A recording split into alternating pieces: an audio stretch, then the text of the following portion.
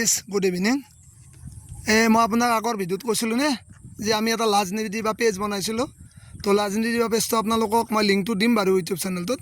আপোনালোকে শ্বেয়াৰ কৰিব, যিমান পাৰে আৰু আমাক ছাপোৰ্ট কৰিব। এয়া ৰাজনীতি বা আমাৰ ক্ৰিয়েটৰ অমল কলিতা এখেতৰ ইউটিউব চেনেলটো আছে, মই লিংকটো মোৰ ডিছক্ৰিপশ্যনত দি দিম। আপোনালোকে চাব আৰু আমাক আগবঢ়াই নিব। আমাৰ লগত আৰু এজন সদস্য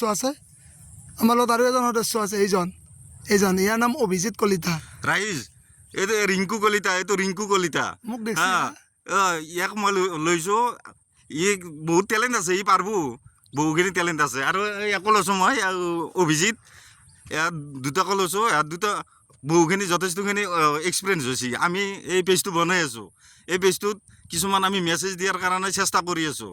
আমাৰ ভুল ভ্ৰান্তি হ'ব পাৰে, আপোনালোকে খালি এই ভুল ভ্ৰান্তিবিলাক কমেণ্টত আমাক ভালকৈ জনাই দিব, আমি সেইখিনি শুধৰি লৈ ল'ম।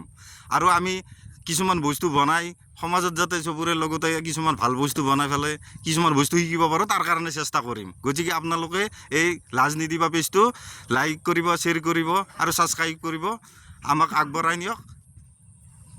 ধন্যবাদ। আপোনালোকেতো অমল কলিতাৰ কথাখিনি শুনিলে।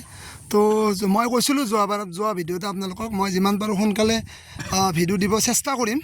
তো আজি আৰু এটা অকণমান বনাই দিলোঁ। আমি যিহেতু অমল কলিতা আমাৰ গুৱাহাটীত থাকে, তেখেতে আজি আহিছিল গাঁৱত। তো আমি এটা ৰাজনীতি পেজৰ কাৰণে এইমাত্ৰ এটা ভিডিঅ' বনালোঁ।